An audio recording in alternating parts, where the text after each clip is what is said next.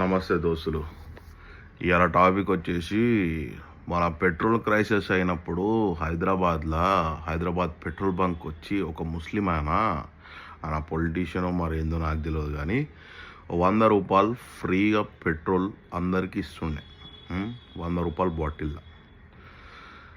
ఆయన ఒకడు ఆడ నించిన పబ్లిక్లా పాపం దేశం కోసం చేస్తుండేమో అని చెప్పి భారత్ మాతాకి జై అన్నాడు.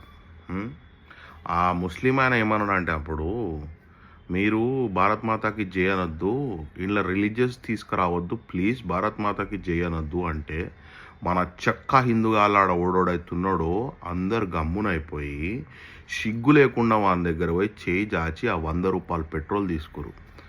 ₹100 పెట్రోల్ కోసం మీ జాతిని అమ్ముకున్నారా, మీ దేశాన్ని అమ్ముకున్నారా? అయినా నాకు తెలియక అడుగుతా, భారత్ మాతాకి జై అంటే ఏంది? ఈ దేశానికి జై అంటున్నట్టు ఇలా రిలీజియస్ ఎడికలు వచ్చిందిరా. వాళ్ళు వాళ్ళ దేశం కానీ దేశం ఇరాన్లోనే ఏదో అవుతుంటే కేరళలో మొన్న ఫండ్స్ జమ చేసి ఆల్ ఓవర్ వరల్డ్కి వెళ్ళి 1000 కోట్లు ఈ ముస్లిం వాళ్ళందరూ కలెక్ట్ చేసి పంపించిర్రా. మీరు ఒక ₹100 పెట్రోల్ కోసం జాతిని దేశాన్ని అమ్మేసిరు వానికి. ఈడ నేనున్నది అందరు ముస్లింలకు ఎగెనెస్ట్ కాదు. అబ్దుల్ కలాం లాంటి వాళ్ళని ఎవరైతే ఇన్స్పిరేషన్ తీసుకున్నారో వాళ్ళకి మేము ఎగనెస్ట్ కాదు.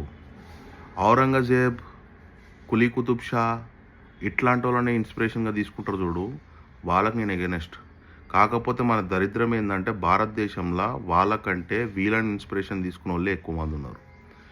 ఇప్పటికైనా మారుర్రా. ₹100 కోసం ఏంద్రా జాతిని నీతిని అమ్ముకున్నాడు. మన పూర్వీకులు గర్దన్ మీద తలవారు పెడితే కూడా హిందువులానే బతుకుతాం, హిందువులానే చచ్చిపోతామంటే ఇవాళ నువ్వు హిందువులాగా ఉన్నావు. ఆ ఇరాన్కు ఎందుకు సపోర్ట్ చేస్తారో తెలుసారా?